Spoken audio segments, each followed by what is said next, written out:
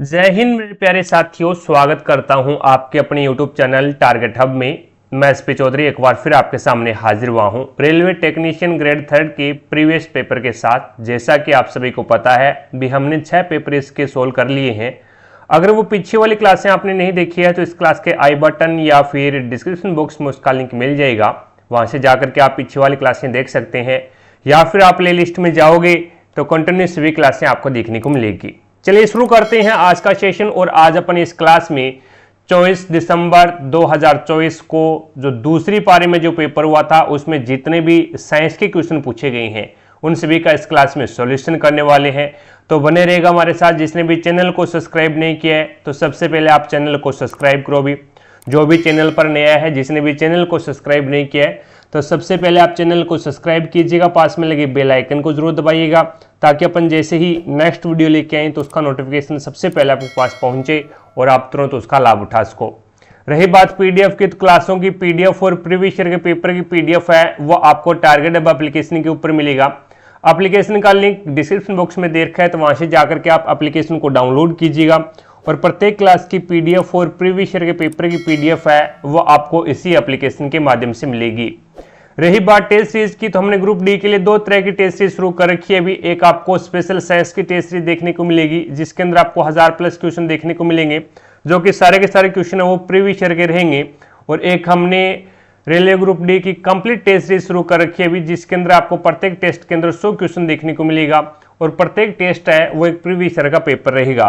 तो अपनी तैयारी को बेहतर बनाने के लिए आप आज से ही टेस्ट सीरीज ज्वाइन कर सकते हैं भी।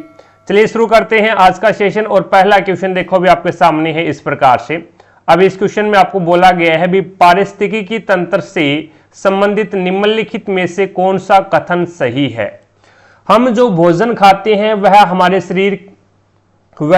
शरीर में विभिन्न एंजाइमों द्वारा पचाया जाता है। तो ये अपने पारिस्थितिकी तंत्र से संबंधित है भी, बिल्कुल सही बात है भी। हम जो भोजन खाते हैं वो हमारे एंजाइम के द्वारा पचाया जाता है भी, जैसे पेप्सिन एंजाइम है, लाइपेज एंजाइम है, ठीक है। उसके बाद में अगला देखो भी, एंजाइम अपनी क्रिया में विशिष्ट होते हैं। एंजाइम है वो अपनी क्रिया में विशिष्ट होते हैं, एकदम सही बात है। और किसी विशेष पदार्थ के विघटन के लिए विशेष एंजाइमों की भी आवश्यकता होती है, बिल्कुल सही बात है। जैसे प्रोटीन है तो प्रोटीन को पचाने के लिए विशेष प्रकार का एंजाइम होता है जिसे पेप्सिन एंजाइम बोलते हैं, जो कि अमाशय से निकलता है। तो ये सारे के सारे चीजें हैं वो अपने पारिस्थितिकी तंत्र से संबंधित है भी। तो यहाँ पे तीनों की तीनों सही है, तो आपका राइट आंसर क्या हो जाएगा, 3 नंबर ऑप्शन हो जाएगा भी। आगे देखो नेक्स्ट आपके सामने है अगला क्वेश्चन। अब इस क्वेश्चन में आपको बताना भी कोशिकाओं में कितने प्रकार की अंतःपर्दवी जालिका है, यानी ER यानी एंडोप्लाज्मिक रेटिकुलम कितने प्रकार की होती है। तो ये आपकी 2 प्रकार की होती है भी। कौन कौन सी, एक तो होती है SER और एक आपकी होती है RER। SER आपके पास में आ जाएगा भाई स्मूथ एंडोप्लाज्मिक रेटिकुलम, या फिर इसे चिकनी अंतःपर्दवी जालिका, चिकनी ER यानी स्मूथ एंडोप्लाज्मिक रेटिकुलम। और एक आपका हो जाएगा रफ या फिर खुरदरी endoplasmic reticulum, rough endoplasmic reticulum और स्मूथ एंडोप्लाज्मिक रेटिकुलम। अब चिकनी अंतःपर्दवी जालिका है, इसके ऊपर जो राइबोसोम है, राइबोसोम है वो नहीं पाया जाएगा। राइबोसोम नहीं पाया जाता है जिसके कारण ये क्या है भी चिकनी होती है, और इसके ऊपर राइबोसोम पाए जाते हैं भी। इसके ऊपर क्या है, राइबोसोम पाए जाते हैं जिसके कारण ये क्या है, खुरदरी होती है। उसके बाद में अपन बात करते हैं राइबोसोम इस पे पाए जाते, इस पे नहीं पाए जाते। तो ये क्या कार्य करती है, तो ये लिपिड व वसा का संश्लेषण करती है, संश्लेषण करती है, ठीक है। और ये क्या करती है, ये प्रोटीन का संश्लेषण करती है भी। ये प्रोटीन का संश्लेषण का मतलब होता है बनाने का कार्य है, ठीक है। क्योंकि इसके ऊपर राइबोसोम पाया जाता है, और राइबोसोम किसका निर्माण करता है, प्रोटीन का संश्लेषण करता है भी। इसीलिए राइबोसोम को अपन क्या बोलते हैं, अंतःपर्दवी जालिका। राइबोसोम को प्रोटीन की फैक्ट्री बोला जाता है भी, ठीक है ना। तो ये अपने पास में 2 प्रकार की होती है, SER और RER। 2 नंबर ऑप्शन है वो आपका बिल्कुल राइट आंसर हो जाएगा। चीजें समझे क्या। आगे देखो भी नेक्स्ट आपके सामने है अगला क्वेश्चन। अब इसके अंदर आपको बताना है भी 30 सेंटीमीटर ऊंचाई के एक बिंब को अवतल लेंस के सामने रखा जाता है और 10 सेंटीमीटर ऊंचाई का एक प्रतिबिंब बनता है, तो लेंस का आवर्धन आपको ज्ञात करना है। देखो भी आवर्धन बराबर क्या होता है, मैग्निफिकेशन। आवर्धन का फॉर्मूला जिसे m से डिनोट करते हैं, आवर्धन बराबर होता है -v/u, लेकिन यहां पे लेंस है तो माइनस नहीं लगेगा भाई, लेंस है तो माइनस नहीं लगेगा, तो ये हो जाएगा v/u हो जाएगा। v यहाँ पे क्या होता है, प्रतिबिंब की दूरी होता है, और u यहाँ पे होता है बिंब की दूरी, या फिर ये बोले वस्तु की दूरी। तो ये आपके पास में हो जाएगा v कितना है भी, यानी 30 सेंटीमीटर ऊंचाई के एक प्रतिबिंब। अब ऊंचाई दे रखी है आपको, ऊंचाई दे रखी है तो इसको ऊंचाई में ले लो भी, तो ये हो जाएगा आपके पास में आवर्धन बराबर क्या होता है, h' हो जाएगा भी, h' बराबर v/u, ये फॉर्मूला होता है। अगर आपको बिंब की लंबाई और आपका जो प्रतिबिंब की लंबाई है अगर वो दे रखी है तो आपको ये वाला फॉर्मूला लगा देना है v/u। अगर हाइट दे रखी है आपको तो h' लगा देना है। h' क्या है यहाँ पे, h' यहाँ पे आपका प्रतिबिंब की ऊंचाई हो जाएगी और h यहाँ पे बिंब की ऊंचाई हो जाएगी। तो m बराबर में आपके पास में कितना आ जाएगा, 30 सेंटीमीटर ऊंचाई का एक बिंब है, इसका मतलब आपके पास में बिंब कितना दे रखा है, बिंब यानी वस्तु की जो हाइट है वो 30 दे रखी है, और प्रतिबिंब की जो हाइट है वो कितने 10 है, तो ऊपर आ जाएगा आपके पास में 10, तो 0 से 0 कैंसिल कर दो तो आपके पास में कितना हो जाएगा, 1/3 आ जाएगा। मैग्निफिकेशन कितना हो जाएगा, 1/3, जो कि आपका 4 नंबर ऑप्शन हो जाएगा। आगे देखो नेक्स्ट आपके सामने है, गोलीय दर्पण के मुख्य एक्स के संदर्भ में निम्नलिखित में से कौन सा कथन सही है। मुख्य एक्स के संदर्भ में आपको बताना है भी, तो यह दर्पण पर उसके ध्रुव पर अभिलंब होता है, बिल्कुल सही बात है भी, यानी इस प्रकार से ये कोई दर्पण है और इसके ऊपर है वो एक अभिलंब की तरह कार्य करता है भी, एक नॉर्मल की तरह कार्य करता है, बिल्कुल सही बात है। यह दर्पण के पृष्ठ के समानांतर होता है, दर्पण के पृष्ठ के समानांतर नहीं होता भी, ठीक है। और यह दर्पण के किनारे पर स्थित होता है, दर्पण के किनारे पे भी स्थित नहीं होता, और यह दर्पण के पृष्ठ के 45 डिग्री के कोण पर प्रतिच्छेदित करता है, तो ये 45 डिग्री के कोण पे प्रतिच्छेदित भी नहीं करेगा, यानी ये एक प्रकार से अभिलंब की तरह, नॉर्मल की तरह कार्य करेगा। अगर यहां से किरण आ रही है इस प्रकार से मुख्य एक्स के ऊपर किरण आ रही है, तो वो क्या है, टकराने के बाद में वापस चली जाएगी भी, वापस क्या है उसी दिशा में चली जाएगी, तो आपतित किरण और परावर्तित किरण के बीच में जो एंगल बनेगा वो 0 डिग्री बनेगा भी। तो इसीलिए पहला ऑप्शन इसका राइट आंसर हो जाएगा। ये किसकी तरह कार्य करेगा, ये आपका ध्रुव पर अभिलंब की तरह कार्य करेगा भी। आगे देखो नेक्स्ट आपके सामने है अगला क्वेश्चन। अब इसके अंदर आपको बताना है निम्नलिखित में से क्या एक छड़ाकार संरचना है, निम्नलिखित में से क्या एक छड़ाकार संरचना है जो केंद्र में तभी पाई जाती है जब कोशिका विभाजित होने वाली होती है, यानी ये केंद्र में तभी पाई जाएगी जब कोशिका है वो विभाजित होने वाली होती है। अब इसके अंदर देखो भी लैनकाई, गुणसूत्र, क्रोमेटिन और सूत्रकणिकाएं तो छड़ाकार के रूप में होती है, और लेकिन कोशिका विभाजित होने, अगर कोशिका विभाजित नहीं होने वाली है तो वो क्रोमेटिन के रूप में पाएगा भी। क्रोमेटिन का एक जाल होगा, क्रोमेटिन यानी धागे रूपी संरचना होगी, एक धागे रूपी स्ट्रक्चर के रूप में मिलेगा। लेकिन जब कोशिका विभाजित होने वाली होती है तो यही धागे रूपी जो संरचना है ना, वो अपने आप को थोड़ा सा मॉडिफाई कर लेगा और एक प्रकार से छड़ के रूप में हो जाएगा गुणसूत्र, ठीक है, गुणसूत्र के रूप में, यानी यही क्रोमेटिन धागे रूपी जो संरचना है ना वो आगे मॉडिफाई होकर के, और ये पहले तो एक गुंथे हुए जाल के रूप में होते हैं भी, लेकिन फिर है वो धीरे धीरे जैसे ही कोशिका विभाजित होने वाली है तो उस समय क्या है भी जो ये क्रोमेटिन जाल है ये अलग अलग रूप में गुणसूत्र के रूप में हमें दिखाई देने लग जाते हैं भी, ठीक है, विकसित होकर के गुणसूत्र के रूप में विकसित हो जाते हैं। तो यहां पे आपका राइट आंसर क्या हो जाएगा, ये गुणसूत्र हो जाएगा भी। विभाजित होने वाली होती है तभी ये हमें छड़ाकार रूप में दिखाई देती हैं, अलग अलग स्पष्ट रूप से दिखाई देने लग जाते हैं भी। लैनकाई आप जानते हैं, लैनकाई किसे कहा जाता है, लाइसोसोम को कहते हैं भी, लाइसोसोम को लैनकाई कहा जाता है, लाइसोसोम, यानी इसे अपन सुसाइड बैग भी बोलते हैं भी। कोशिका की आत्मघाती थैली लैनकाई को कहा जाता है। क्यों कहा जाता है, क्योंकि इसमें पाचनकारी एंजाइम पाए जाते हैं और ये खुद की ही कोशिकाओं का क्या कर लेता है, भक्षण कर लेता है भी। क्रोमेटिन मैंने आपको बता दिया भी, जब गुणसूत्र विकसित नहीं होते हैं उस समय है वो एक गूंथे हुए जाल के रूप में होते हैं और इसे अपन स्पष्ट रूप से देख नहीं पाते भी, धागे के रूप में संरचना होती है जिसे क्रोमेटिन बोलते हैं, ठीक है। सूत्र कणिका है वो माइटोकॉन्ड्रिया को बोला जाता है, माइटोकॉन्ड्रिया को बोला जाता है। और माइटोकॉन्ड्रिया में खुद का डीएनए होता है और खुद का ही राइबोसोम होता है, खुद का डीएनए, खुद का राइबोसोम होता है। और दूसरा कोशिकांग कौन सा है, तो दूसरा कोशिकांग लवक है, जिसके अंदर खुद का डीएनए होता है, खुद का राइबोसोम होता है। ठीक है। माइटोकॉन्ड्रिया को कोशिका की पावर हाउस बोला जाता है, शक्ति गृह कहा जाता है इसे। अगला क्वेश्चन देखो भी, नेक्स्ट आपके सामने है, कोलाइडल कणों को अलग करने के लिए कौन सी तकनीक उपयोग की जाती है। बहुत बार मैंने आपको ये क्वेश्चन बताया भी, ये क्वेश्चन आपका एएलपी में भी पूछा गया है और ये क्वेश्चन है ग्रुप डी में भी पूछा गया है और ये क्वेश्चन है वो आपका टेक्नीशियन में भी पूछा गया है। कोलाइडी कण होते क्या है, पहले तो वो पता होना चाहिए भी। कोलाइडी कण वो कण होते हैं जिनको अपन क्या नग्न आंखों से तो नहीं देख सकते, लेकिन जब अपन इसके अंदर से प्रकाश गुजारेंगे तो प्रकाश का मार्ग हमें दिखाई देगा। ठीक है। तो ये एक प्रकार से विषमांगी मिश्रण होता है, ये विषमांगी मिश्रण होता है।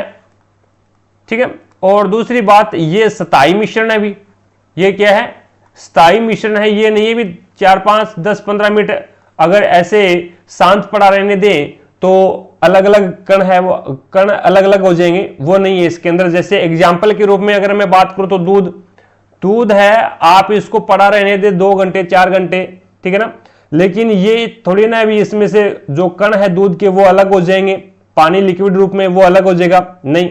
जिस प्रकार से हमने कोई ग्लास है, उस ग्लास के अंदर मिट्टी डाल दी, तो इसको अगर आप 10-15 मिनट शांत पड़ा रहने देंगे तो मिट्टी इसमें से अलग हो जाएगी और पानी है वो इसमें से अलग हो जाएगा। तो वो चीजें हैं वो इसके अंदर नहीं है भी। ठीक है। तो ये क्या होता है, विषमांगी मिश्रण होता है। दूसरी बात, ये आपका स्थायी होता है भी। और तीसरी बात, इसको क्या है, अपन नग्न आंखों से नहीं देख सकते भी, नग्न आंखों से ये नहीं दिखाई देगा। और जैसे ही अपन इसमें से प्रकाश गुजारेंगे तो इसमें हमें क्या है, टिंडल प्रभाव दिखाई देगा भी, टिंडल प्रभाव दिखाई देगा, यानी प्रकाश का मार्ग दिखाई हमें देगा भी। इसमें से प्रकाश का मार्ग दिखाई देगा। अब देखो भाई, ऊर्ध्वपातन तकनीक कौन सी है। ऊर्ध्वपातन तकनीक है वो ठोस से सीधा गैस में होगा भी, ठोस से सीधा गैस में ऊर्ध्वपातन तकनीक कहलाती है। निस्यंद तकनीक क्या होती है, निस्यंद का मतलब होता है छानना।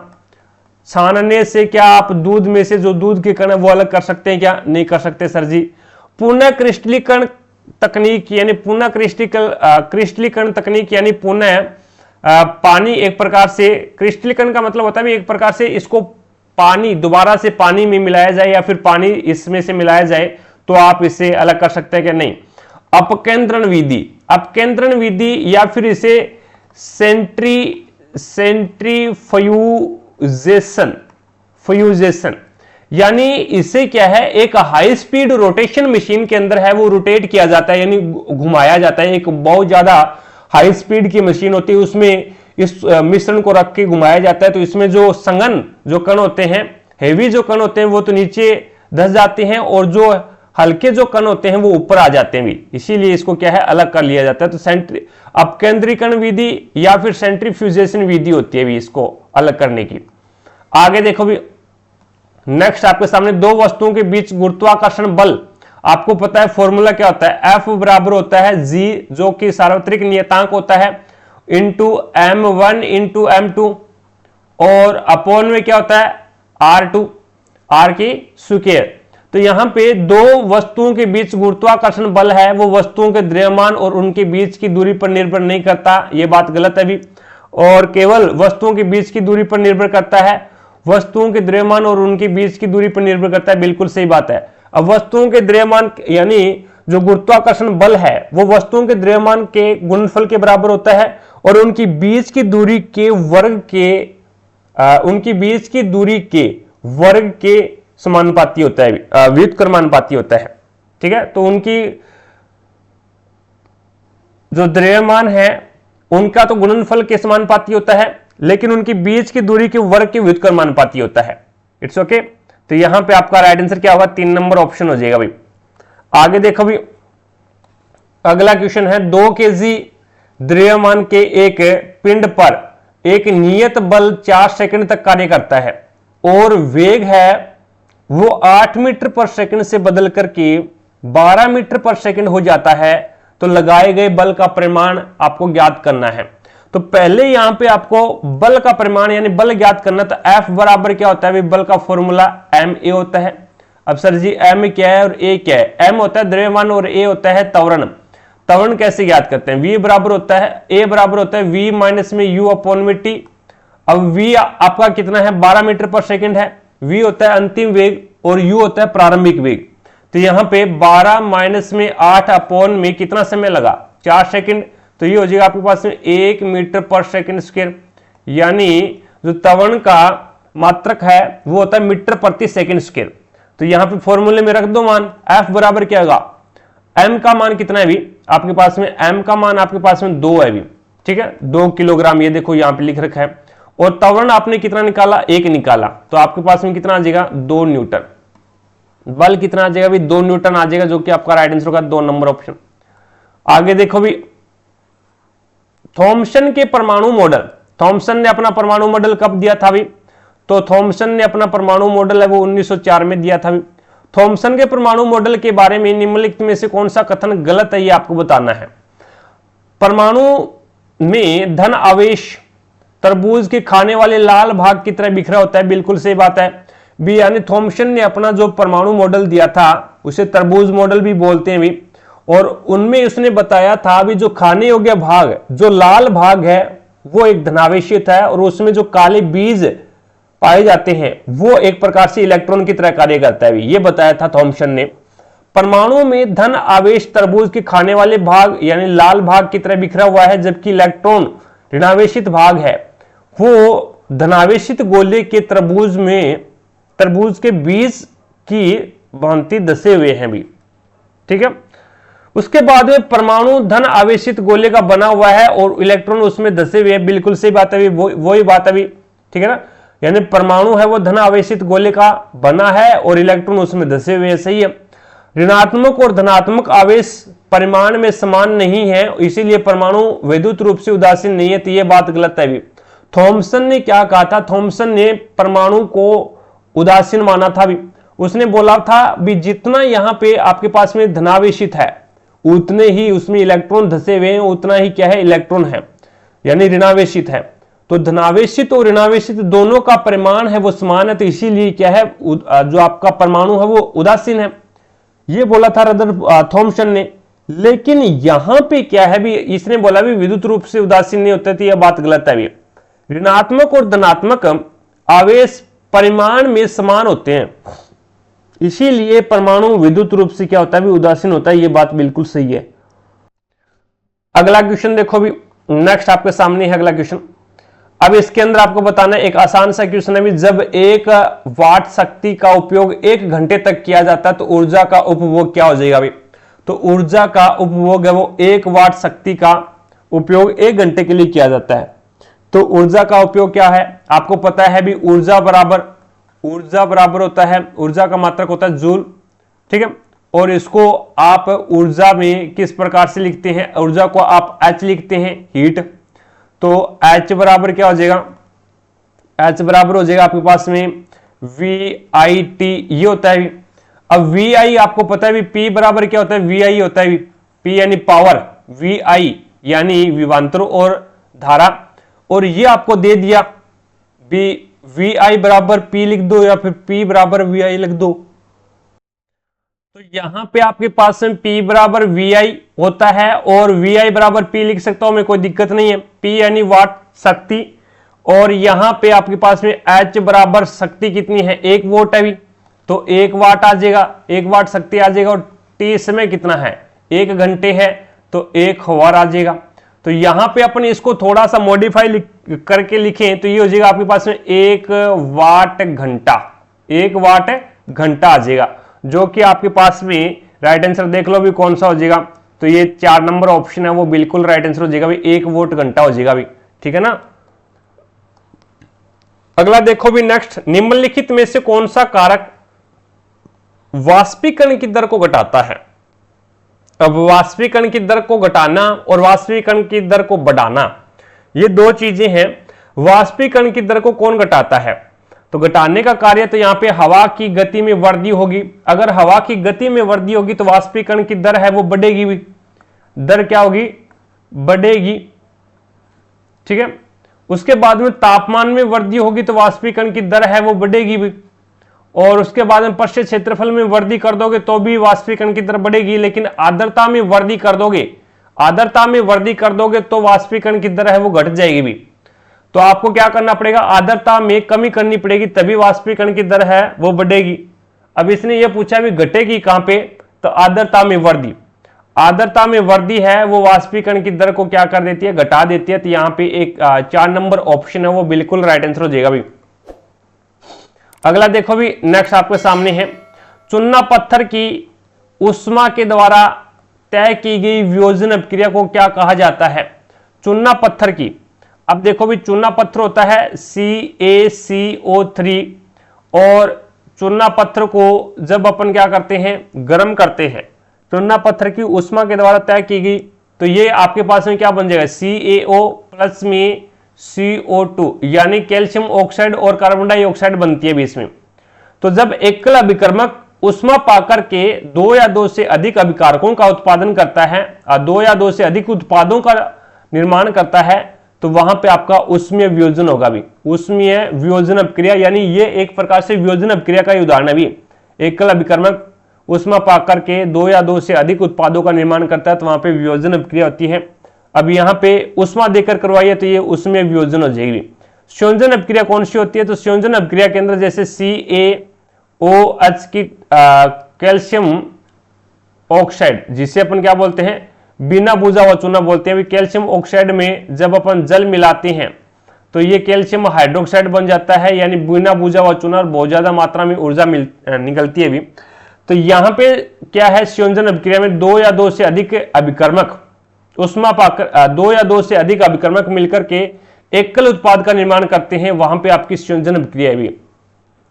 ऊष्माक्षेपी अभिक्रिया, ये एक ऊष्माक्षेपी अभिक्रिया भी जो आपने संयोजन अभिक्रिया करवाई है, क्योंकि ऊष्माक्षेपी में क्या होता है? ऊष्मा उत्पन्न होती है भी। ऊष्माक्षेपी अभिक्रिया है, उसमें ऊष्मा उत्पन्न होती है, इसीलिए उसे ऊष्माक्षेपी कहते हैं। और एक होती है ऊष्माशोषी, जो अभिक्रिया को करवाने के लिए क्या है भी, अभिक्रिया को करवाने के लिए ऊर्जा देनी पड़े या फिर ऊर्जा देकर के अभिक्रिया करवाई जाए तो वहां पे ऊष्माशोषी अभिक्रिया होती है भी। द्वितीय विस्थापन अभिक्रिया कौन सी होती है? तो अभिकारकों के बीच में आयनों का आदान प्रदान ही द्वितीय विस्थापन अभिक्रिया कहलाता है भी।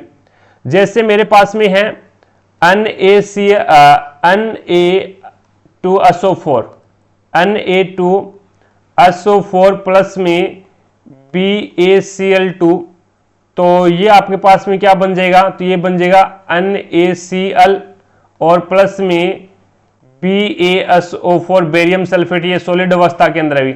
और ये क्या है? सफेद रंग का है, सॉलिड अवस्था में और सफेद रंग का है। तो ये आपकी क्या है? द्वितीय विस्थापन अभिक्रिया को एग्जाम्पल हो जाएगा, जिसमें अभिकारकों के बीच में आयनों का आदान प्रदान हुआ भी। ठीक है। इसके अंदर आपका 3 नंबर ऑप्शन हो जाएगा भी। नेक्स्ट क्वेश्चन देखो, अगला क्वेश्चन आपके सामने। अब इसके अंदर आपको बताना भी, निम्नलिखित कोशिकीय अंगकों में से कौन सा विशेष रूप से पादप कोशिकाओं में पाया जाता है? अब विशेष रूप से पादप कोशिका के अंदर कौन पाया जाता है? सूत्रकणिका यानी माइटोकॉन्ड्रिया है। अब माइटोकॉन्ड्रिया है, ये आपका पादप कोशिका में भी पाया जाता है और जंतु कोशिका में भी पाया जाता है। लवक है, ये आपका ओनली फॉर पादप कोशिका में पाया जाता है भी। ठीक है। गोल्जी काय है, ये दोनों में पाया जाता है भी, दोनों में पाया जाता है गोल्जी ऑपरेटर। रसदानी है, ये पादप कोशिका में भी पाई जाती है, लेकिन पादप कोशिका के अंदर ज्यादा पाई जाती है भी। पादप कोशिका के अंदर है वो ज्यादा पाई जाती है, और आपका जो जंतु कोशिका है इसके अंदर है वो कम पाई जाती है भी। ठीक है। उसके बाद में कोशिका भित्ति है, ये पादप कोशिका के अंदर पाई जाती है भी, जंतु कोशिका के अंदर नहीं पाई जाती। कोशिका भित्ति है वो मर्त होती है। पादपों के अंदर जो बाहरी लेयर होती है, पादप है उसके अंदर जो बाहरी लेयर होती है वो कोशिका भित्ति होती है, और कोशिका भित्ति की खोज है वो रॉबर्ट कोच ने की थी भी। ठीक है। और ये मर्त होती है भी। लैंड काय, जिसे अपन कहते हैं लाइसोसोम। अब इसके अंदर बताओ भी कौन सा है? तो पहला तो आपका लवक हो जाएगा यानी बी आ जाएगा। उसके बाद में दूसरा है वो आपका ई आ जाएगा। ठीक ठीक है। बी और ई है, ये तो दोनों के दोनों ही आपके क्या है, पादप कोशिका के अंदर पाए जाते हैं बी और ई। उसके बाद में ऑप्शन में देखते हैं बी और ई है क्या, कहीं पे भी बी और ई है, लेकिन साथ में डी भी आ रहा है बीच में। तो देखो भी डी विशेष रूप से इसने कहा है भी विशेष रूप से पादप कोशिका में पाया जाना चाहिए। तो यहां पे ऑप्शन के अकॉर्डिंग अपन देखें तो आपका फिर रसदानी है ना, वैक्यूल्स है, ये भी आ जाएगा। वैक्यूल्स है वो ज्यादा जो पादप कोशिकाओं के अंदर पाई जाती है, रिक्तिका है वो बड़ी पादप कोशिकाओं में पाई जाती है और ज्यादा पादप कोशिका में होती है, जंतु कोशिका के अंदर वो ये कम होती है। तो आपके पास में बी ई डी हो जाएगा भाई, बी ई डी, जो कि आपका राइट आंसर होगा 2 नंबर ऑप्शन। चीजें समझे क्या? आगे देखो भी नेक्स्ट आपके सामने है अगला क्वेश्चन। अब इसके अंदर आपको बताना भी गैर जैव निम्नलिखित पदार्थों के बारे में निम्नलिखित में से कौन सा कथन सही नहीं, कौन सा कथन सही है। गैर जैव निम्नलिखित पदार्थ कौन से होते हैं? तो प्लास्टिक है और रबड़ है, प्लास्टिक और रबड़, इसके बारे में आपको बताना है। तो यहां पे देखो भी ये पदार्थ जैव प्रक्रियाओं के माध्यम से विघटित नहीं होते, बिल्कुल सही बात है। प्लास्टिक को आप जैविक प्रक्रिया के द्वारा है वो नष्ट कर सकते हैं क्या, विघटित कर सकते हैं क्या? नहीं कर सकते। तो कौन सा कथन सही है? पहला। उसके बाद में अगला देखो भी ये पदार्थ पर्यावरण में अल्प अवधि के लिए बने रहते हैं, नहीं, प्लास्टिक तो जीवन भर रहता है भी, प्लास्टिक है वो कभी खत्म ही नहीं होता। और ये बोलता है भी अल्प यानी कम अवधि के लिए विकसित होते हैं, तो ये बात गलत है। उसके बाद में ये पदार्थ पारितंत्र के विभिन्न सदस्यों को हानि पहुंचाते हैं, बिल्कुल सही बात है। यानी प्लास्टिक है, रबड़ है, ये क्या करते हैं भी, पारितंत्र का कोई भी सदस्य हो उन सभी को ये नुकसान पहुंचाता है। तो पहला और तीसरा सही है भी इसके अंदर। 3 नंबर ऑप्शन है वो आपका बिल्कुल राइट आंसर हो जाएगा। आगे देखो भी नेक्स्ट आपके सामने है अगला क्वेश्चन। अब इसके अंदर आपको बताना है भी निम्नलिखित विकल्पों में से कौन सा कठोर जल में साबुन का उपयोग करने के सामान्य दोष है। साबुन का उपयोग करने के सामान्य दोष कौन से हैं? तो साबुन बहुत अधिक झाग बनाता है, ये कोई इसका दोष नहीं है भी, ये तो गुण है इसका, ठीक है। उसके बाद में कैल्शियम और मैग्नीशियम आयनों के साथ अभिक्रिया के कारण साबुन के मेल का निर्माण होना, बिल्कुल सही बात है। कैल्शियम और मैग्नीशियम आयन जिसके अंदर पाए जाएंगे वहां पे क्या होगा भी, कठोर जल होगा। और आपको पता है भी कठोर जल के अंदर है, कठोर जल के अंदर है वो साबुन है वो झाग नहीं देता भी, साबुन झाग नहीं देगा कठोर जल के साथ, ठीक है ना। तो कैल्शियम और मैग्नीशियम आयन जब पाए जाएंगे तो वो जल कठोर होगा, और कठोर जल में साबुन है वो झाग नहीं देगा, और झाग नहीं देगा तो ये क्या है, मेल को, ये क्या है, खुद मेल बन जाएगा भी, साबुन है वो खुद मेल बन जाएगा। तो ये क्या है, मेल को दूर नहीं करेगा, खुद साबुन मेल बनने लग जाएगा। तो यही इसने बोला भी कैल्शियम और मैग्नीशियम आयनों के साथ अभिक्रिया के कारण साबुन के मेल का निर्माण होता है भी, साबुन में एक मेल का निर्माण होता है, मेल ये दूर नहीं करेगा फिर। तो कठोर जल के अंदर है वो यहां पे झाग कौन देता है भी, तो अपवर्जन, जो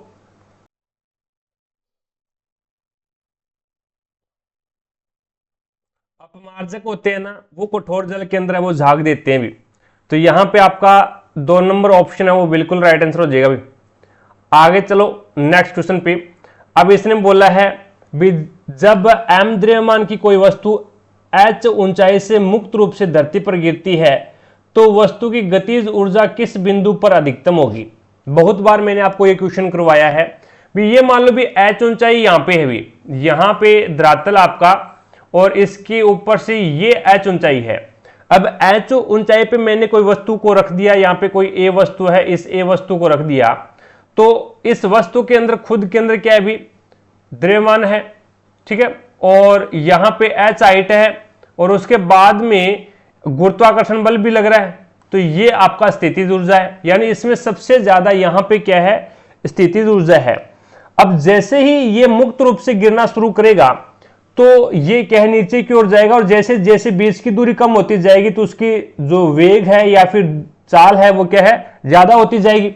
और एक क्षण ऐसा आएगा जब ये क्या है, पृथ्वी पर टकराने वाला होगा, पृथ्वी पर क्या है, टकराने वाला होगा, उस समय है वो इसकी गतिज ऊर्जा है वो सबसे ज्यादा होगी और स्थितिज ऊर्जा है वो सबसे कम होगी।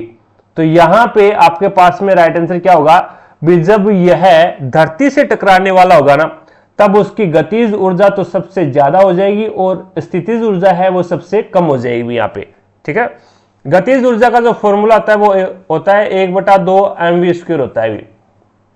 दूसरी बात याद रखना, गतिज ऊर्जा है वो कभी भी ऋणात्मक नहीं होती भी, कभी भी ऋणात्मक नहीं होती है, क्योंकि वेग है वो ऋणात्मक हो सकता है, द्रव्यमान कभी भी ऋणात्मक नहीं होता, द्रव्यमान है वो कभी भी ऋणात्मक नहीं होता, वेग है वो आपका ऋणात्मक भी हो सकता है, धनात्मक भी हो सकता है। तो इसीलिए v² है इसका, तो यानी इसका तो आपके पास में मान क्या है, v² है। अगर v नेगेटिव में आता है तो भी स्क्वायर है इसका, तो पॉजिटिव हो जाएगा भी। आगे देखो, नेक्स्ट आपके सामने है अगला क्वेश्चन। अब इसके अंदर आपको बताना भी प्रजातियों के दीर्घकालीन उत्तरजीविता में महत्वपूर्ण भूमिका निभाता है। प्रजाति होते हैं उसके दीर्घकालीन उत्तरजीविता के लिए, ये मान लो भी हमारे पास में अब ये 5G आया है, पीछे आपने देखा होगा भी बहुत सारे पक्षी है वो मर रहे थे। ठीक है, उससे पहले हमारे पास में 4G था, और 4G से जब 5G आने की बात हो रही थी उस समय है वो बहुत सारे पक्षी है वो मर रहे थे। क्यों मर रहे थे? क्योंकि रेडिएशन के कारण। यानी जैसे जैसे क्लाइमेट चेंज हो रहा है उस हिसाब से आप अपने शरीर को अगर डेवलपमेंट कर पाते हैं तो आपकी जो उत्तरजीविता है आप जीवित रह पाओगे। अगर जैसे जैसे क्लाइमेट है वो चेंज हो रहा है और उसके हिसाब से आप अपने शरीर को अपने एक प्रकार से बोले अपने आप के शरीर को डेवलपमेंट करना एक प्रकार से उत्तरजीविता कहलाता है भी, या फिर विभिन्नता कहलाता है, वेरिएशन। ठीक है ना, तो अपने आप को जीवित रखने के लिए वातावरण के अनुसार, क्लाइमेट के अनुसार अपने आप के शरीर को डेवलपमेंट कर लेना ही विभिन्नता या फिर वेरिएशन कहलाता है भी। तो यहाँ पे आपका राइट आंसर क्या होगा? 1 नंबर ऑप्शन हो जाएगा भी। जैसे पहले डायनासोर्स थे भी, अब डायनासोर्स नहीं है, विलुप्त हो गए। क्योंकि विलुप्त क्यों हुए? क्योंकि जैसे जैसे क्लाइमेट चेंज हुआ उन्होंने अपने शरीर को, अपने आप को क्या है, डेवलपमेंट नहीं किया, वेरिएशन नहीं लेके आए अपने शरीर के अंदर, जिसके कारण है वो अपनी भूमिका है वो अब नहीं निभा पाई। ठीक है, मर गई। अब यहां पे खंडन आपको पता है, जनन आपको पता है, रिप्रोडक्शन, जनन यानी एक प्रकार से लैंगिक जनन, निषेचन बोल सकते हैं जिसको। खंडन आपको, फ्रेगमेंटेशन भी आप जानते हैं भी, जैसे टुकड़ों में काट देना ही खंडन कहलाता है भी। ठीक है, और खंडन होता है ना ये केवल कुछ बहुकोशिकाओं में होता है भी। खंडन केवल कुछ बहुकोशिकाओं के अंदर होता है, ये थोड़ा सा ध्यान में रखना आप। अगला देखो भी, नेक्स्ट आपके सामने, वायुमंडलीय दाब पर वह तापमान जिस पर द्रव उबलने लगता है उसे क्या कहा जाता है? तो द्रव उबलने लग जाए उसे बॉइलिंग पॉइंट बोलेंगे भी, बॉइलिंग पॉइंट, या फिर इसे क्या बोला जाता है? क्वथनांक बोलते हैं, जो कि आपका राइट आंसर क्या होगा? 4 नंबर जो ऑप्शन है वो बिल्कुल राइट आंसर हो जाएगा भी। ठीक है, नेक्स्ट क्वेश्चन देखिएगा, अगला क्वेश्चन आपके सामने। अब इसके अंदर आपको बताना है भी निम्नलिखित में से कौन सा कथन सही नहीं है, कौन सा कथन है वो सही नहीं है, ये आपको बताना है। तो इसके अंदर आपका हो जाएगा भी अवतल लेंस की क्षमता ऋणात्मक होती है, बिल्कुल सही बात है भी। अवतल लेंस की क्षमता ऋणात्मक होती है। क्यों होती है अवतल लेंस की क्षमता ऋणात्मक? क्योंकि अवतल लेंस की फोकस दूरी ऋणात्मक होती है भी। अवतल लेंस की फोकस दूरी ऋणात्मक होती है, इसीलिए उसकी क्षमता है वो क्या होती है? ऋणात्मक होती है। आगे देखो भी, फोकस दूरी जितनी अधिक होगी क्षमता उतनी ही अधिक होगी भी। फोकस दूरी जितनी अधिक होगी, उसकी फोकस दूरी जितनी अधिक होगी क्षमता उतनी ही अधिक होगी। तो ये बात गलत है सर जी, क्यों? देखो भी, क्षमता और P यानी पावर बराबर होता है 1/F। अब इसके अंदर है वो व्युत्क्रमानुपाती का रिलेशन है भी। जैसे आप शक्ति को बढ़ाओगे तो इसकी जो फोकस दूरी है वो घट जाएगी, और फोकस दूरी बढ़ाओगे तो आपकी जो शक्ति है वो घट जाएगी भी। ठीक है ना, तो क्षमता यानी P यानी पावर और यहां पे आपका फोकस दूरी के बीच में व्युत्क्रमानुपाती यानी उल्टा संबंध है भी। उत्तल लेंस की क्षमता धनात्मक होती है, बिल्कुल सही, क्योंकि उत्तल दर्पण की और उत्तल लेंस की जो फोकस दूरी है वो धनात्मक होती है, इसीलिए इसकी क्षमता भी क्या है? धनात्मक है। फोकस दूरी जितनी अधिक होगी क्षमता उतनी ही कम होगी, ये बात सही है भी। ये तो व्युत्क्रमानुपाती का हो गया ना भी, फोकस दूरी बढ़ेगी तो क्षमता घट जाएगी, और क्षमता बढ़ेगी तो फोकस दूरी घट जाएगी भी। आगे देखो भी, नेक्स्ट आपके सामने है, तो इसमें गलत कौन सा है ये आपको बताना था। 2 नंबर गलत हो जाएगा भी इसमें। आगे देखो नेक्स्ट है, अब इसके अंदर आपको बताना भी पुष्पी पादप में अलैंगिक प्रजनन, पुष्पी पादप में लैंगिक प्रजनन के संबंध में सही कथन का चयन करना है। सही कथन कौन सा होगा?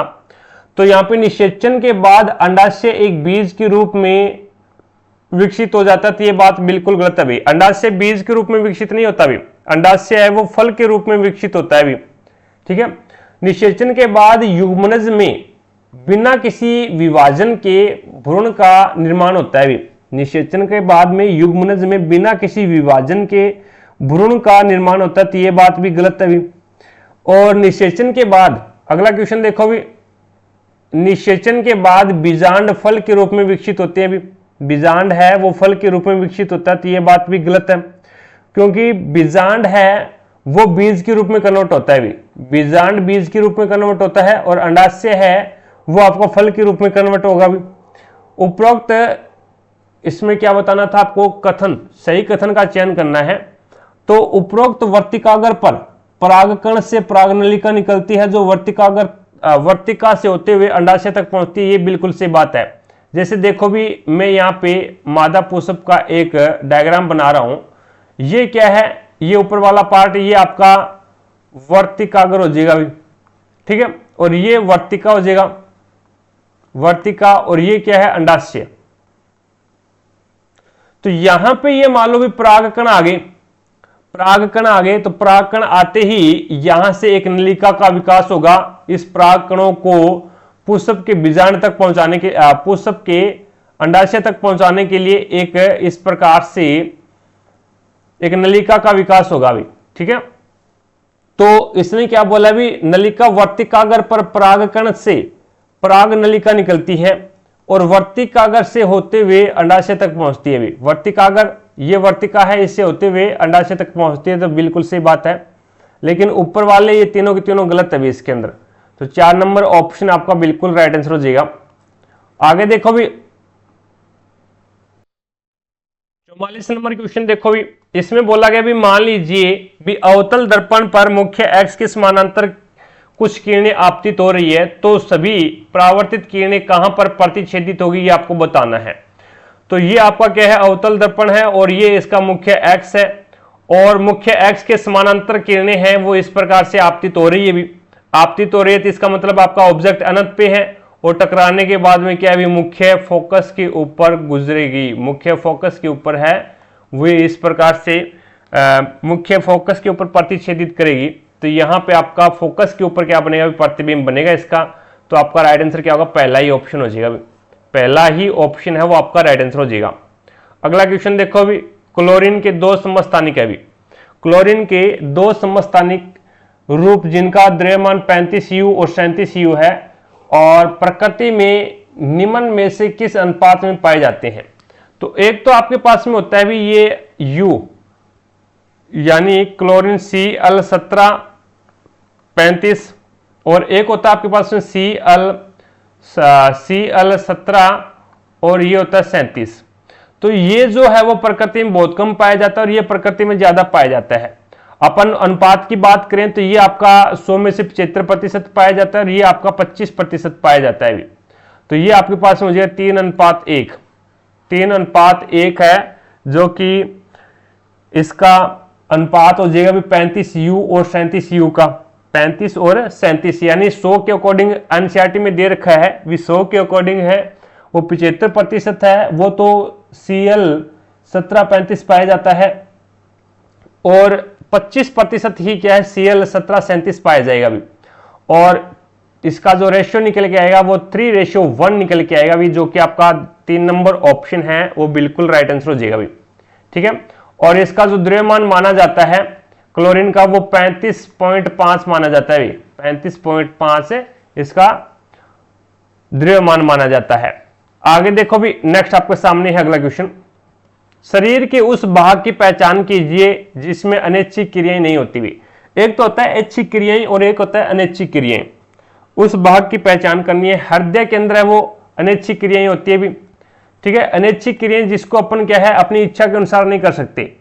हृदय कार्य करता है पंप करने का, तो ये थोड़ी ना भी हम चाहेंगे तो उसको उसे रोक देंगे, और ठीक है ना, पंप करने से, रक्त को पंप करने से रोक सकते हैं क्या अपन अपने हृदय को? नहीं रोक सकते, तो ये अनैच्छिक क्रिया है। फेफड़े हैं, ये भी आपकी अनैच्छिक क्रियाएं हैं। अमाशय है, ये भी आपकी अनैच्छिक क्रियाएं हैं। द्विशीर पेशी है, ये आपकी क्या है? अनैच्छिक पेशी नहीं है, ये आपकी ऐच्छिक पेशी है। और ये कहां पे मिलती है? द्विशीर पेशी है वो ये आपके पास में हाथ में मिलती है भी, ये अपने हाथ के अंदर है, वो द्विशीर पेशी पाई जाती है अपने कलाई के अंदर, हाथ के अंदर। तो ये आपकी क्या है? एक प्रकार से ऐच्छिक पेशियां हैं। ऐच्छिक पेशियों को अपनी इच्छा के अनुसार है वो इससे चला सकते हैं, ठीक है। और ऐच्छिक पेशियां या फिर इसे रेखित पेशियां भी बोलते हैं, इसे रेखित पेशियां भी बोला जाता है। और इसका आकार बेलनाकार होता है, और यह शाखाओं से घिरी हुई होती है, शाखाओं से घिरी हुई होती है भी, ठीक है। बहुत सारी शाखाएं शाखाओं से घिरी हुई क्या रेखित पेशियां या फिर ऐच्छिक पेशियां हैं। इसमें ये बेलनाकार होती है, बेलनाकार होती है, और अशाखित होती है भी, अशाखित होती है, कोई भी शाखा नहीं होती इसके अंदर। और बहुकेंद्री की होती है भी, बहुकेंद्री की होती है, यानी बहुत सारे केंद्रक होते हैं इसके अंदर। आगे देखो भी, नेक्स्ट आपके सामने है अगला क्वेश्चन। अब इसके अंदर आपको बताना भी निम्नलिखित में से कौन सा कोलाइडी विलयन का एक गुण नहीं है? कोलाइडी विलयन का एक गुण नहीं है। कोलाइडी विलयन मैंने आपको इसी क्लास में बताया भी, जैसे एग्जाम्पल के रूप में दूध है, ठीक है।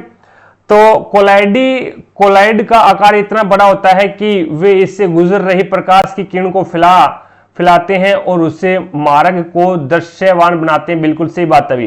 यानी कोलाइड के कण है वो इतने छोटे होते हैं कि हम उसे नग्न आंखों से नहीं देख सकते, लेकिन इतने बड़े भी होते हैं कि वो प्रकाश की किरण को क्या है फैला देते हैं, जिससे हमें क्या है उससे प्रकाश का मार्ग है वो दिखाई देता है भी। कोलाइडी के कणों का आकार बहुत छोटा होता है। कोलाइडी के कणों का आकार है वो बहुत छोटा होता है, बिल्कुल सही बात है। कोलाइडी विलयन के अवयव केवल प्रक्षिप्त प्रावस्था और प्रक्षेपण माध्यम में होता है। कोलाइडी विलयन के अवयव केवल प्रक्षिप्त प्रावस्था और प्रक्षेपण माध्यम है, ठीक है। और कोलाइडी एक क्या है?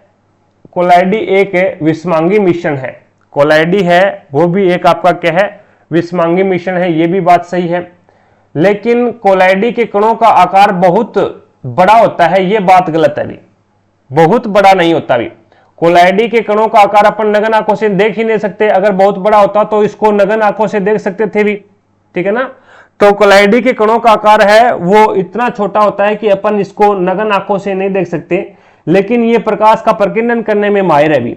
ये प्रकाश के मार्ग को यहां पे क्या कर देते हैं भी, प्रकाश के मार्ग को शो करते हैं, जिससे हमें क्या प्रकाश का मार्ग दिखाई देता है भी, इतने बड़े होते हैं। तो 2 नंबर हो जाएगा। कोलाइडी के कणों का आकार बहुत बड़ा होता है, ये गलत है, बहुत छोटा होता है भी, ये आएगा यहाँ पे। आगे देखो भी, नेक्स्ट आपके सामने है सक्रियता श्रेणी। सक्रियता श्रेणी में कौन सा युग्म सबसे अधिक और सबसे कम अभिक्रियाशील धातु युग्म को दर्शाता है?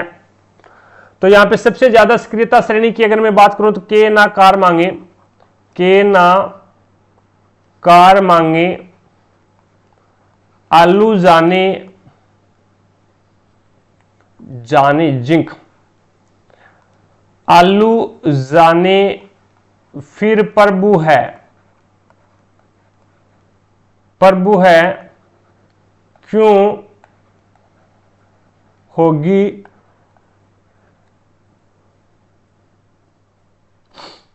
के ना कार मांगे, आलू जाने, फिर प्रभु है, क्यों होगी आगे औरत। तो क्यों होगी आगे औरत, इसमें देखो भी ये सबसे ज्यादा अभिक्रियाशील है, यानी पोटेशियम आ गया, पोटेशियम। और ये सबसे कम अभिक्रियाशील है, यानी सोना आ गया। पोटेशियम और सोना है, ये क्या है? सबसे अधिक और सबसे कम अभिक्रियाशील धातु है भी। तो यहां पे आपका राइट आंसर क्या होगा? 3 नंबर ऑप्शन हो जाएगा भी। आगे देखो, नेक्स्ट है, किसी परमाणु का परमाणु द्रव्यमान मुख्य रूप से किसकी संख्या से निर्धारित होता है? परमाणु द्रव्यमान है वो किसकी संख्या से निर्धारित होता है? तो प्रोटॉन प्लस में न्यूट्रॉन की संख्या से। प्रोटॉन और न्यूट्रॉन की संख्या को जब आप ऐड करते हैं तो आपके पास में परमाणु द्रव्यमान आ जाता है इसका, ठीक है। और प्रोटॉन और न्यूट्रॉन को क्या बोला जाता है? न्यूक्लियॉन्स कण बोलते भी, इसे क्या बोलते हैं? न्यूक्लियॉन्स कण बोला जाता है। तो न्यूक्लियॉन्स के अंदर प्रोटॉन और न्यूट्रॉन दोनों होते हैं। और परमाणुवीय कण, परमाणुवीय कण किसे कहा जाता है? तो परमाणुवीय कण प्रोटॉन प्लस में न्यूट्रॉन और प्लस में आपका इलेक्ट्रॉन, ये परमाणु के अंदर होते हैं। परमाणु के अंदर होते हैं जो प्रोटॉन, न्यूट्रॉन और इलेक्ट्रॉन तीनों परमाणुवीय कण हो जाएंगे। और न्यूक्लियॉन्स जो कण है वो प्रोटॉन और न्यूट्रॉन दोनों हो जाएंगे भाई। प्रोटॉन और न्यूट्रॉन की संख्या का योग ही क्या कहलाता है? परमाणु द्रव्यमान कहलाता है। तो यहाँ पे आपका राइट आंसर क्या होगा? 2 नंबर ऑप्शन हो जाएगा भाई। आगे देखो, नेक्स्ट आपके सामने है 66 नंबर क्वेश्चन। देखो भी, अब इसके अंदर आपको बोला गया भी किसी लेंस की शक्ति और फोकस लंबाई के बीच संबंध के बारे में निम्नलिखित में से कौन सा विकल्प सही है? अभी इसी क्लास में करके आए हैं ये क्वेश्चन। आपको पता है P यानी पावर होता है 1/f होता है भी।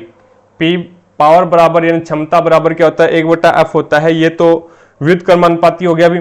तो शक्ति है वो फोकस लंबाई के वर्ग के व्युत्क्रमानुपाती होती है भी? नहीं, शक्ति है वो फोकस लंबाई के व्युत्क्रमानुपाती होती है। तो ये बात बिल्कुल सही बात है अभी। 2 नंबर सही हो जाएगा। फोकस शक्ति है ना वो फोकस लंबाई के व्युत्क्रमानुपाती होती है, या फिर इसे बोले भी उल्टी होती है, ये विपरीत होती है। यानी शक्ति जब आप बढ़ाओगे तो फोकस लंबाई है वो घट जाएगी, और फोकस लंबाई को बढ़ाओगे तो शक्ति आपकी घट जाएगी। तो यहाँ पे आपका राइट आंसर क्या होगा? 2 नंबर ऑप्शन हो जाएगा भी।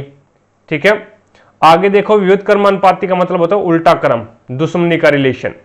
आगे देखो भी, संवेग परिवर्तन की दर लगाए गए असंतुलित बल के समानुपाती होती है भी। असंतुलित बल के समानुपाती होती है। और ये आपका गति का दूसरे नियम से, गति के दूसरे नियम से है वो बोला गया भी संवेग परिवर्तन की दर से, यानी संवेग में परिवर्तन की दर है वो बल के समानुपाती होता है भी।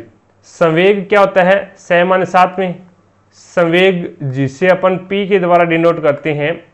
P बराबर क्या हो जाएगा? ये आपका संवेग का फॉर्मूला हो जाएगा m द्रव्यमान और v वेग, mv। ठीक है, उसके बाद में आगे चलते हैं तो यहां पे आपका क्या हो जाएगा? बल के समानुपाती होता है। ये न्यूटन के गति का दूसरा नियम है भी। आगे देखो, नेक्स्ट है, निम्नलिखित में से कौन सा जल जटिल पौधों की एक विशेषता है? जटिल पौधों की एक विशेषता है जो कि उनको स्थानीय वातावरण में रहने के लिए अनुकूल बनाती है। तो वो आपका कौन सा हो जाएगा? सवैन उत्तक हो जाएगी। सवैन उत्तक है वो क्या है? जटिल पौधों की एक विशेषता है और ये स्थानीय वातावरण के अनुकूल बनी रहती है भी। सवैन उत्तक, सवैन उत्तक में जाइलम आता है आपका, जाइलम और फ्लोएम, जाइलम और फ्लोएम आता है भी इसमें। ठीक है, एपिथेलियम उत्तक है, संयोजी उत्तक और विभज्य उत्तक है। विभज्य उत्तक है ये, इसे अपन मेरिस्टेमेटिक टिश्यू बोलते हैं। और ये आपका जहां पे कोशिका विभाजन होता है, कोशिका विभाजन चलता रहता है, वहां पे विभज्य उत्तक ही होता है भी। ये 3 प्रकार का होता है। एक आपका शीर्षत विभज्य उत्तक जो कि तने और जो जड़ है उसकी शीर्ष भाग में पाए जाते हैं, जो कि इसकी लंबाई में वृद्धि करता है। नंबर दूसरा आता है, वो आता है आपका पार्श्वीय विभज्य उत्तक, जो कि तने और जड़ की मोटाई के अंदर है वो वृद्धि करता है भी, मोटाई के अंदर वृद्धि करता है। तो ये आपका विभज्य उत्तक का पार्श्वीय, लंबाई में वृद्धि करेगा तो वो शीर्षत विभज्य उत्तक हो जाएगा। मोटाई के अंदर वृद्धि करेगा तो वो आपका पार्श्वीय विभज्य उत्तक हो जाएगा। और जो इसके अंदर आपका हो जाएगा इंटरनोड के बीच में गैप बनाता है, 2 टहनियों के बीच में गैप बनाता है, तो वो कौन सा बनाता है? अंतर्विष्ट विभज्य उत्तक बनाता है भी। संयोजी उत्तक आप जानते हैं, जैसे रक्त है वो एक क्या है? रक्त है वो एक प्रकार से संयोजी उत्तक, अभी तरल संयोजी उत्तक है ये ध्यान में रखना, तरल संयोजी उत्तक है रक्त। ठीक है, एपिथेलियम उत्तक जिसे उपकला उत्तक बोलते हैं, ये 4 प्रकार के होते हैं भी। एपिथेलियम उत्तक है वो 4 प्रकार के होते हैं। पहला आपका सल्की उत्तक हो गया, दूसरा है वो घनाभाकार उत्तक हो गया, तीसरा स्तंभाकार उत्तक हो गया भी। ठीक है, और चौथा है वो सत्रित सल्की एपिथेलियम उत्तक हो जाएगा भी। तो यहां पे आपका राइट आंसर क्या होगा? 1 नंबर ऑप्शन हो जाएगा। आगे देखो, पुनर्जनन के संदर्भ में पुनर्जनन के संबंध में निम्नलिखित में से कौन सा कथन सही है? पुनर्जनन, तो सभी जीवों में पुनर्जनन और प्रजनन दो अलग अलग नामों वाली एक प्रक्रिया है, एक ही प्रक्रिया, तो ये बात गलत है भाई। पुनर्जनन और प्रजनन, प्रजनन है वो दो अलग अलग नामों की एक ही प्रक्रिया है। उसके बाद में पुनर्जनन एक बिल्कुल नए जीव को जन्म देती है भी, बिल्कुल नए जीव को जन्म देती है। उसके बाद में पुनर्जनन प्रजनन के ही समान नहीं होता भी, ये बात सही है। पुनर्जनन है ना वो प्रजनन के समान नहीं होता भी, प्रजनन से अलग होता है पुनर्जनन, ये बात बिल्कुल सही है। पृथ्वी पर किसी भी जीव में पुनर्जनन की क्षमता नहीं होती भी, पृथ्वी पर किसी भी जीव में पुनर्जनन की क्षमता नहीं होती है, तो ये बात गलत है। प्लेनेरिया है वो पुनर्जनन करता है, प्लेनेरिया, ठीक है। और पुनर्जनन एक बिल्कुल नए जीव को उत्पन्न करता है, नहीं, ये उनकी फोटोकॉपी करता है हूबहू, यहाँ पे कोई भी लक्षण चेंज नहीं होगा इस कंडीशन के अंदर, पुनर्जनन प्रजनन के समान होती है। तो ये आपका राइट आंसर हो जाएगा भाई। पुनर्जनन है वो प्रजनन के समान नहीं होती, ठीक है ना। पुनर्जनन है वो एक अलग है। पुनर्जनन तो आप जिस प्रकार से कोई जीव है उसको 3 पार्टों में डिवाइड कर दिया तो उनका 3 अलग अलग जीव बन जाएंगे भी, 3 अलग अलग जीव बन जाएंगे, वो पुनर्जनन होता है। और प्रजनन आपका है वो अलग होता है भी, ठीक है। प्रजनन के अंदर वो एक प्रकार से लैंगिक जनन होता है भी। नेक्स्ट क्वेश्चन देखो भी, अगला क्वेश्चन आपके सामने। अब इसके अंदर आपको बताना है भी निम्नलिखित में से किस परिघटना में ठोस अवस्था द्रव अवस्था में परिवर्तित हुए बिना सीधे गैसीय अवस्था में पाए जाते हैं, वो क्या कहलाता है? तो ठोस से द्रव में परिवर्तित नहीं होगा, सीधा गैसीय अवस्था में, तो उसे ऊर्ध्वपातन बोलते हैं। ऊर्ध्वपातन, संगलन फ्यूजन किसे बोला जाता है? तो ठोस से द्रव में बदलना क्या कहलाता है? संगलन कहलाता है। गलन, निक्षेपण किसे कहते हैं? और ठोसीकरण किसे कहा जाता है? ठोसीकरण है द्रव का ठोस में कन्वर्ट होना, ठोसीकरण कहलाता है। और निक्षेपण किसे कहा जाता है? तो निक्षेपण है वो एक प्रकार से अपन ये बोल सकते हैं भी गैस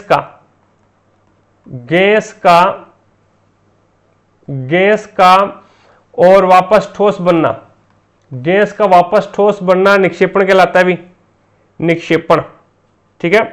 और यहां पे ये तो निक्षेपण हो गया, लेकिन जब गैस है वो द्रव में चेंज होती है तो क्या होगा? गैस द्रव में चेंज होती है तो उसे अपन क्या बोलेंगे? तो उसे संघनन बोलेंगे भी, संघनन, ठीक है। आगे देखो भी, नेक्स्ट आपके सामने है अगला क्वेश्चन। निम्नलिखित में से पादप कोशिका का कौन सा बड़ा अंग प्रकाश संश्लेषण में मदद करता है?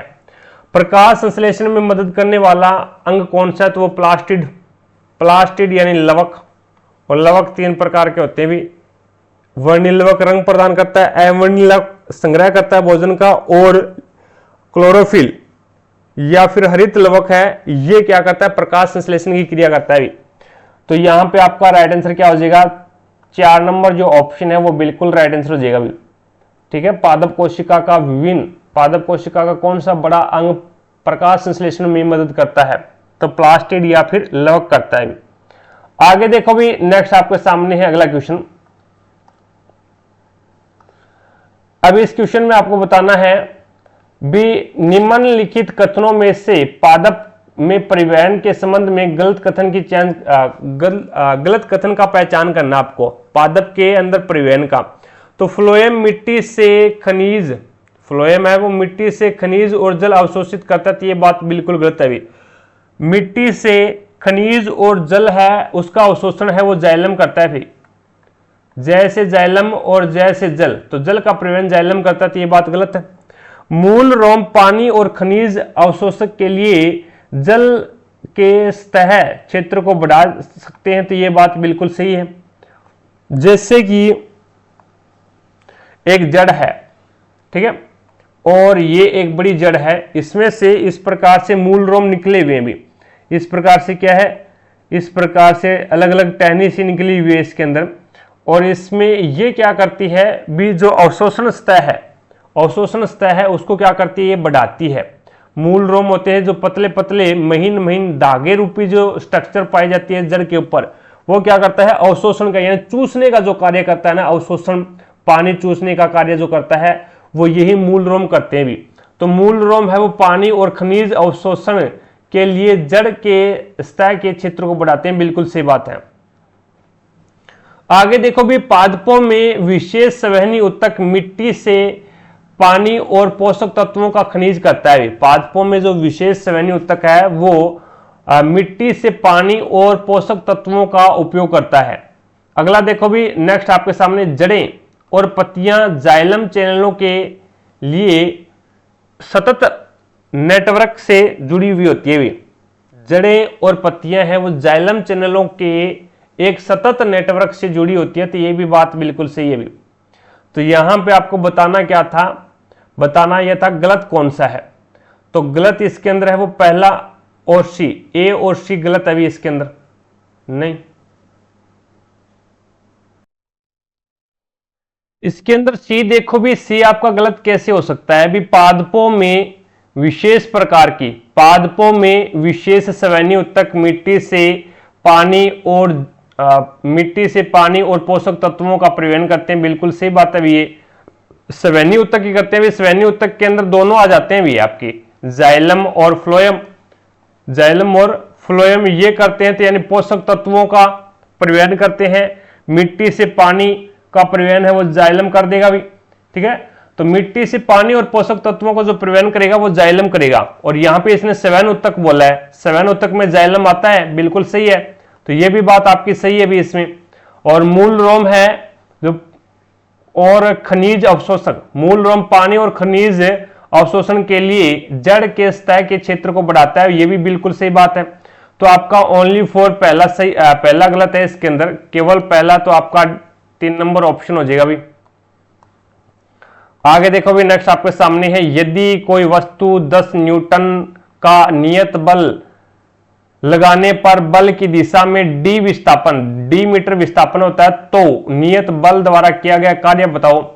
तो कार्य बराबर क्या होता है, वर्क बराबर होता है एफ डॉट डी, एफ यानी बल, डी यानी डिस्प्लेसमेंट विस्थापन। तो कितना न्यूटन बल लग रहा है अभी, 10 न्यूटन, तो 10 न्यूटन इंटू विस्थापन कितना हो रहा है, डी मीटर। तो ये आपके पास में कितना हो जाएगा, 10 डी हो जाएगा अभी, 10 डी हो जाएगा। अब ये आपके पास में पहला ही ऑप्शन हो जाएगा अभी, पहला ही ऑप्शन है वो राइट आंसर हो जाएगा इसके अंदर, ठीक है। आगे देखो भी, नेक्स्ट आपके सामने है अगला क्वेश्चन। अब इसके अंदर आपको बताना है भी, ऐशक खदान में पाई जाने वाली अशुद्धियों के लिए निम्नलिखित में से किस शब्द का प्रयोग किया जाता है।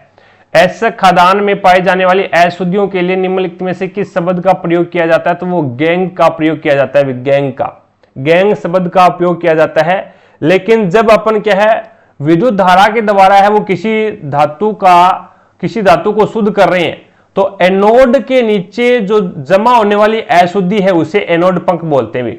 उसे क्या बोला जाता है, एनोड पंख बोलते हैं। निस्तापन और यहां पे रोस्टिंग यानी भर्जन, ये क्या है, ये आपके एक प्रकार से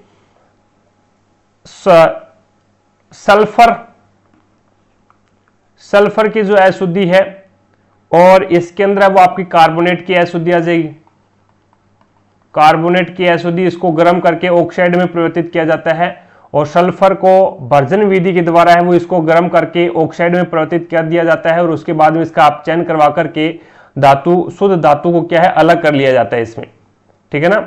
तो रोस्टिंग विधि और कैल्सिलेशन विधि जो आपका निस्तापन विधि है, भर्जन विधि में सल्फर के अशुद्धियां पाई जाती है, और निस्तापन विधि के अंदर वो कार्बोनेट की अशुद्धियां पाई जाती है। एनोड पक आप समझ गए, एनोड के नीचे विद्युत धारा जब प्रवाहित की जाती है तो एनोड के नीचे जो अघुलनशील जो अशुद्धियां पाई जाती है उसे ही एनोड पंख बोलते हैं, और ये एनोड के नीचे पाई जाती है भी।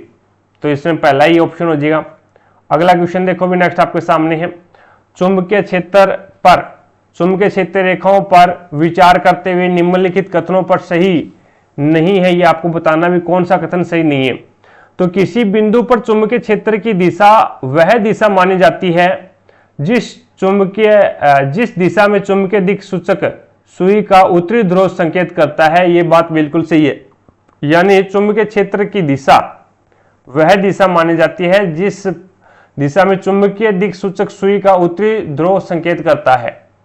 अगला देखो भी, चुंबकीय क्षेत्र की सापेक्ष प्रबलता यानी मजबूत सापेक्ष प्रबलता विद्यमान रहता है और इससे क्षेत्र रेखाओं को निकट कोटि के द्वारा दर्शाया जाता है। बिल्कुल सही बात है। जैसे देखो भी, कहीं पे भी प्रबल यानी मजबूत चुंबकीय क्षेत्र है तो वहां पे क्या है, एकदम निकट कोटि का मतलब होता है पास पास में। इस प्रकार से पास पास केंद्र है वो अपन क्षेत्र रेखाओं को पास पास में खींच देते हैं, और दूर दूर खींचेंगे तो इसका मतलब क्या हो गया, इसका मतलब हो गया भी चुंबकीय क्षेत्र बहुत ही कम है, भी यहाँ पे नगण्य है। हमने क्या है, इसको इस प्रकार से एकदम निकटता की कोटि में लगाएंगे तो इसका मतलब है भी यहाँ पे चुंबकीय क्षेत्र है वो बहुत ज्यादा है। चुंबकीय क्षेत्र रेखाएं बंद वक्र होती है, बिल्कुल सही बात है भी। और चुंबकीय क्षेत्र रेखाएं समांतर और समदुरुस्त है तो वहां पे शून्य क्षेत्र प्रबल होता है, तो ये बात बिल्कुल गलत है। यानी समांतर होती है और समदुरुस्त का मतलब होता है समान दूरी के ऊपर होती है, तो वहां पे चुंबकीय क्षेत्र वो एक समान है भी। वहां पे चुंबकीय क्षेत्र वो एक समान है, यानी समांतर भी हो और समदुरुस्त हो यानी समान दूरी के ऊपर हो, तो वहां पे चुंबकीय क्षेत्र शून्य नहीं होता, उसकी प्रबलता शून्य नहीं होती भी, उसकी प्रबलता एक समान होती है भी। सभी जगह वो एक समान चुंबकीय क्षेत्र है।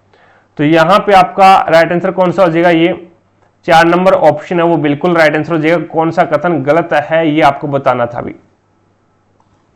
अगला क्वेश्चन देखो भी, पौधों का निम्नलिखित में से कौन सा भाग कायिक प्रवर्धन में भाग नहीं लेता है। कायिक प्रवर्धन के अंदर है वो भाग नहीं लेता है, ये अलैंगिक प्रजनन का उदाहरण है भी। ये अलैंगिक प्रजनन का उदाहरण है। कौन सा, आपका कायिक प्रवर्धन। कायिक प्रवर्धन है वो पेड़ पौधों में होता है भी, और अलैंगिक प्रजनन है ये आपका जीव जंतुओं में होता है। तो यहां से अपन बात करें तो अलैंगिक में जड़ यहां पे भाग लेती है, तना भी भाग लेता है और पत्तियां भी भाग लेती है। कौन कौन भाग नहीं लेता, एक तो फूल और एक बीज। फूल और बीज है ये आपका अलैंगिक प्रजनन में भाग नहीं लेता भी, ठीक है ना। तो जड़ है, तना है, पत्ती है। अलैंगिक प्रजनन का मतलब हो गया भी जड़, तना और पत्ती तीनों है, कोई भी तीनों में से कोई भी एक है वो क्या करता है, ये नया पौधा उगाने की क्षमता रखता है भी। नया पादप उगाने की क्षमता रखता है। तो जड़ है वो भी नया पत्ता उगा सकते हैं भी, तना है, हल्दी हो गया इसके अंदर, ठीक है। और पत्तियों के अंदर है वो आपकी ब्रायोफिल्म की पत्तियां हो गई भी। तो आपका राइट आंसर क्या कौन सा हो जाएगा इसके अंदर, 2 नंबर ऑप्शन हो जाएगा भी। फूल है और बीज है, ये क्या है, नया पौधा नहीं उगा सकते भी, ये आपका कायिक प्रवर्धन में भाग नहीं ले सकते, ठीक है ना। आगे देखो भी, नेक्स्ट आपके सामने है carbon monoxide. Carbon monoxide hydrogen अणु के साथ अभिक्रिया करके निम्नलिखित में से कौन सा यौगिक बनाता है। कार्बन मोनोऑक्साइड होता है CO, और प्लस में हाइड्रोजन अणु के साथ में अभिक्रिया करके क्या बनाता है, तो ये बनाता है CH3OH, यानी आपका बन जाएगा CH3OH, जो कि मेथेनॉल है। ये मेथेनॉल, जहरीली शराब बोलते हैं जिसको मेथेनॉल, जो कि आपका राइट आंसर क्या हो जाएगा, 2 नंबर ऑप्शन है वो बिल्कुल राइट आंसर हो जाएगा भी।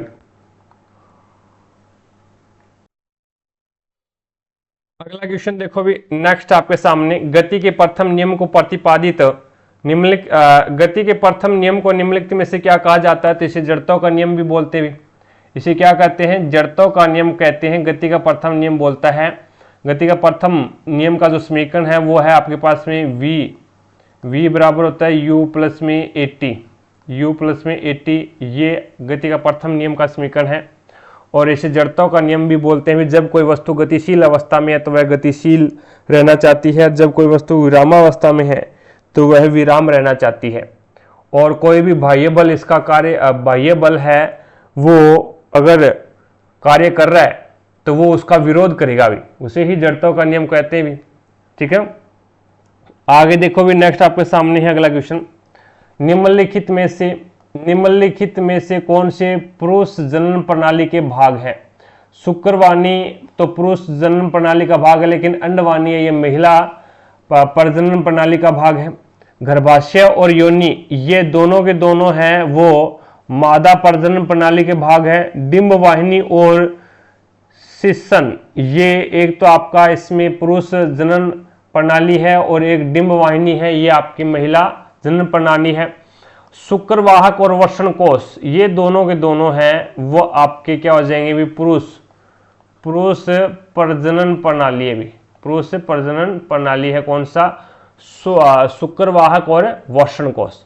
तो यहाँ पे आपका राइट आंसर कौन सा हो जाएगा? 4 नंबर जो ऑप्शन है वो बिल्कुल राइट आंसर हो जाएगा भाई।